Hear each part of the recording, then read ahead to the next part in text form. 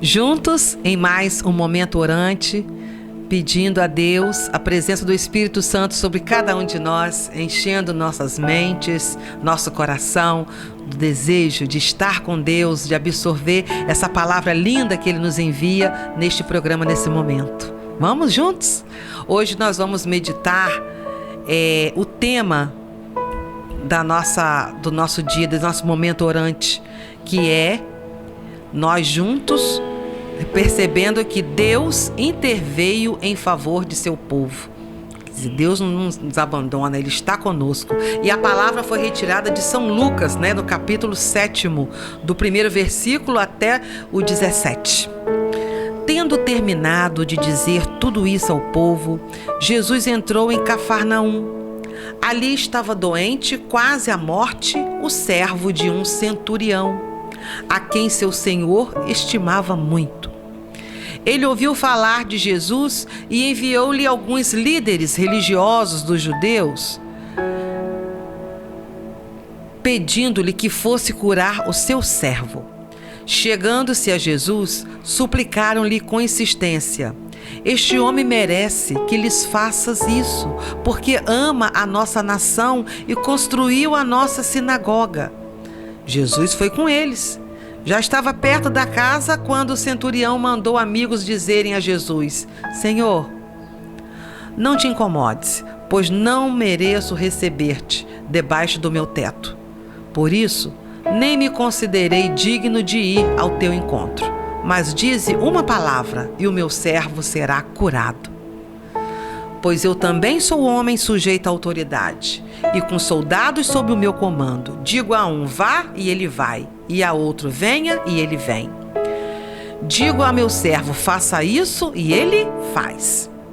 Ao ouvir isso, Jesus admirou-se dele, e voltando-se para a multidão que o seguia, disse: eu lhes digo que nem em Israel encontrei tamanha fé. Então, os homens que haviam sido enviados voltaram para casa e encontraram o servo restabelecido. Logo depois, Jesus foi a uma cidade chamada Naim, e com ele iam seus discípulos e uma grande multidão. Ao se aproximar da porta da cidade, estava saindo o enterro do filho único de uma viúva, e uma grande multidão da cidade estava com ela. Ao vê-la, o Senhor se compadeceu dela e disse: não chore. Depois aproximou-se e tocou no caixão. E os que o carregavam pararam, e Jesus disse: jovem, eu lhe digo, levante-se. E ele se levantou, sentou-se e começou a conversar. E Jesus o entregou à sua mãe. Todos ficaram cheios de temor e louvavam a Deus. Um grande profeta se levantou entre nós, diziam eles. Deus interveio em favor do seu povo. Essas notícias sobre Jesus espalharam-se por toda a Judéia e regiões circunvizinhas. Palavra da salvação, glória a vós, Senhor. Eu acho linda essa passagem, prezados irmãos. Jesus atendendo ao pedido do centurião, que é um soldado de alta patente naquela época, e estava com o servo à morte. Ele atende, restabelece a saúde do servo. Jesus atende o sofrimento da viúva pelo filho morto e dá vida ao filho da viúva, que é pobre. Então, Deus interveio, como é o tema do nosso programa hoje, ao seu povo. Ele vem às necessidades nossas, seja quem for, o centurião ou a viúva, o rico, duro de coração, ou a pobre, acabada em sofrimento. Então, vamos meditar essa palavra maravilhosa? Estamos diante da figura de um centurião, que é modelo de muitas virtudes. Ele mostra fé, humildade e confia no Senhor. Este centurião também, para nós, é um exemplo de um homem que sabe pedir. A fé desse homem arrancou a admiração de Jesus, porque Jesus diz, confessa, que ele ficou admirado porque ele não tinha visto uma fé assim em Israel. Porque é uma fé de humildade, A humildade de um homem verdadeiramente surpreendente transparece em tantos particulares, não só nas famosas palavras, quando ele fala, eu não sou digno. Antes de tudo, da relação que há entre ele e seu servo. Primeiro, o centurião, ele não quer ver o seu servo morrer. Já mostra aí quem é ele. E depois ele diz que ele não se acha digno de chegar a Jesus para pedir. Então mostra que ele é uma pessoa que sabe ser amigo e que ele se dispõe pessoalmente à humildade, sabe, para ajudar ao seu servo. Indica também na vida que ele não é um homem que olha os outros do alto de seu cargo. Ele não faz pesar a sua superioridade, sabe, sobre aqueles que ele comanda. E também ele não vai pessoalmente a Jesus, não. Ele não se acha digno de chegar perto de Jesus, embora ele seja um homem humilde. Eu acho interessante que o que Jesus está nos sinalizando, está nos sacudindo, é que não adianta a gente ter uma capa de humildade. A gente tem que ter a humildade aqui dentro do nosso coração. Porque como pagão, o centurião se considera indigno de ficar diante de Jesus, como pagão. E nós, como cristãos, não estamos nem aí para fazer as besteiras que a gente faz diante de Jesus. Então, a própria fé desse homem, que é humilde, tem uma fé capaz de deslocar montanhas. E ele não percebe o potencial de fé que ele tem. Ele parece até ter vergonha e tenta se justificar, como se dissesse, nenhum mérito de minha parte em crer que tu podes curar, sabe? Eu não sou melhor do que ninguém, não. Eu não sou melhor que meu servo, não. Ele vê Deus como Deus e ele se sente aquele que deve obedecê-lo. Mas exatamente aqui, nesse ponto, está o milagre da sua fé. E que esse milagre é arrancar a admiração que Jesus tem por ele, tá?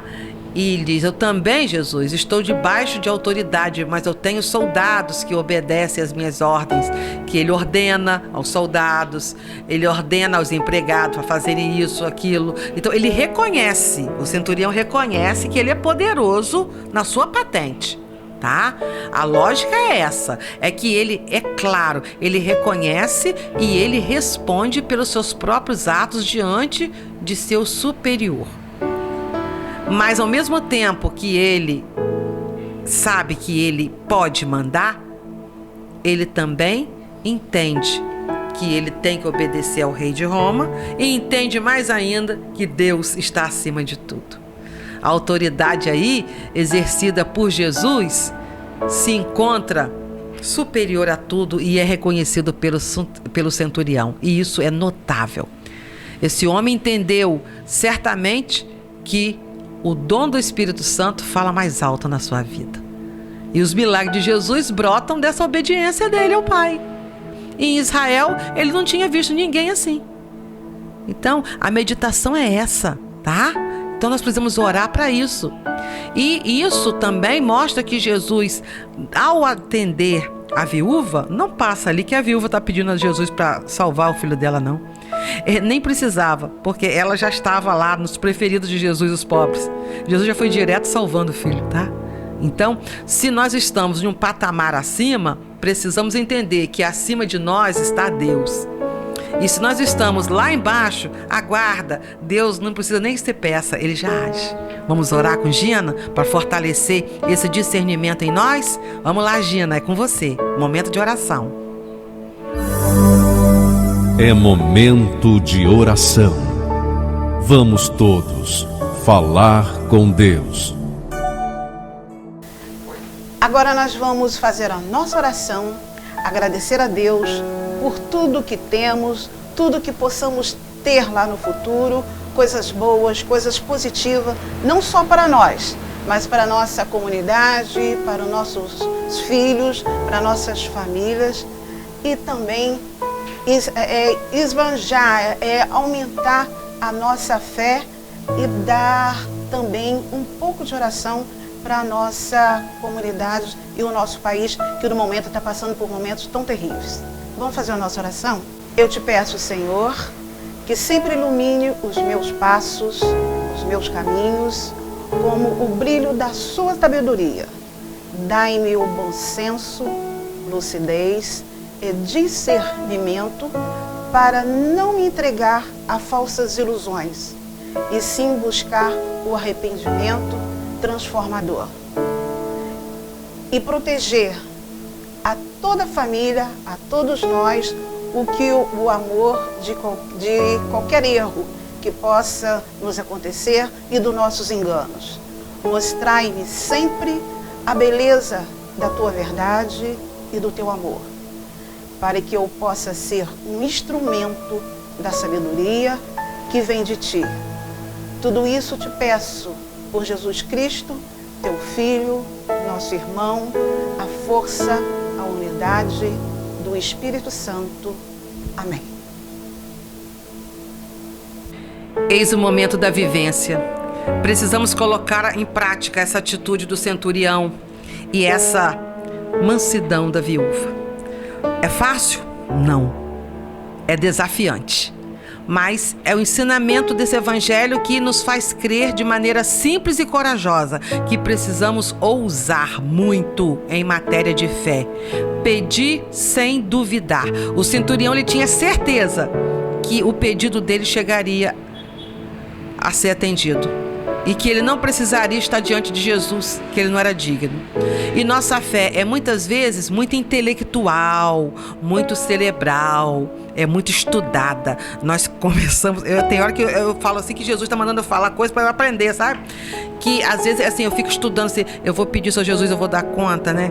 Aí eu já penso nas consequências. Eu não tenho que pensar nas consequências.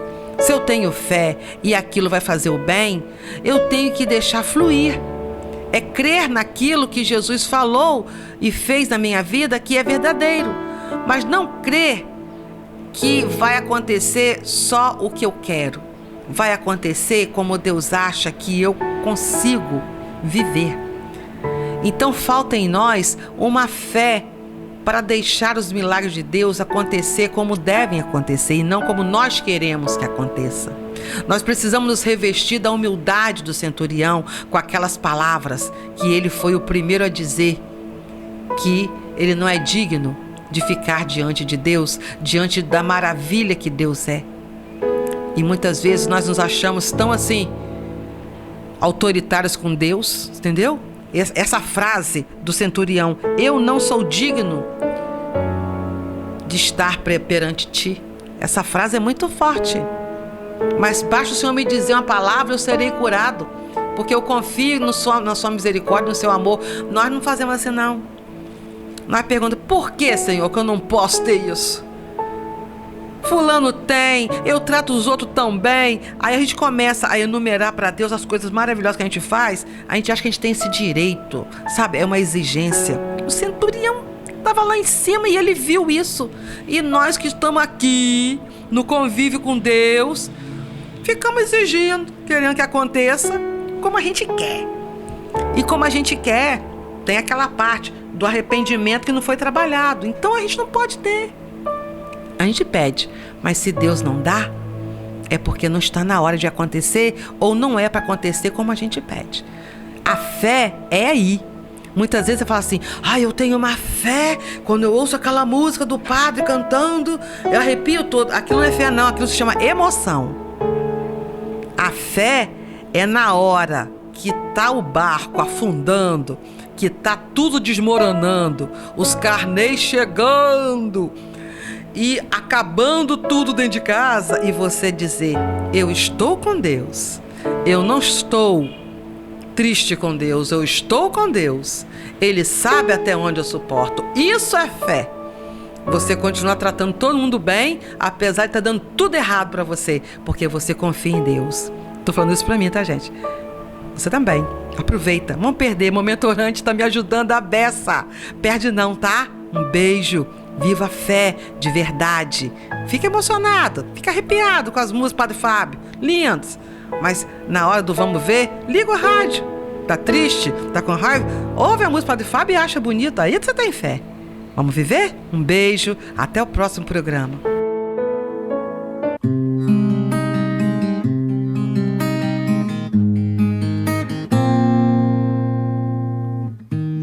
Não consigo ir ir além do teu olhar. Tudo que eu consigo é imaginar a riqueza que existe dentro de você. O ouro eu consigo só admirar, mas te olhando posso a Deus adorar. Sua alma é um bem que nunca envelhecerá. O pecado não consegue esconder a marca de Jesus que existe em você. O que você fez ou deixou de fazer não mudou o início, Deus escolheu você. Sua raridade não está naquilo que você possui ou que sabe fazer. Isso é o mistério de Deus com você. Você é o espelho que reflete a imagem do Senhor. Não chore se o mundo ainda não notou. Já é o bastante Deus reconhecer o seu valor. Você é precioso, mais raro que o ouro puro de ouvir. Se você desistiu, Deus não vai desistir. Ele está aqui pra te levantar se o mundo te fizer cair.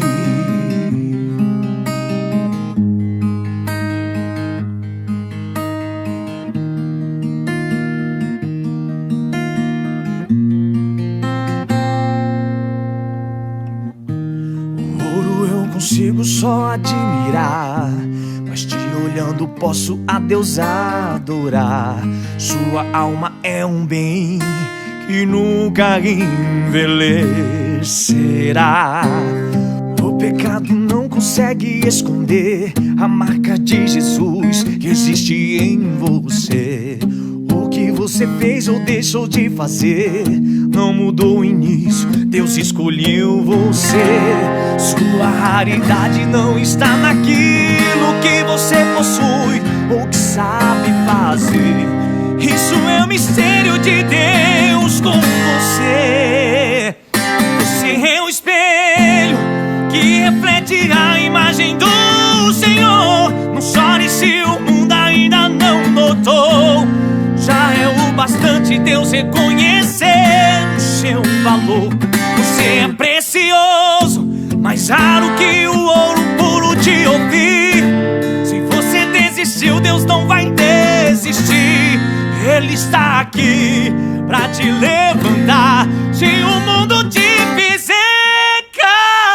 cair.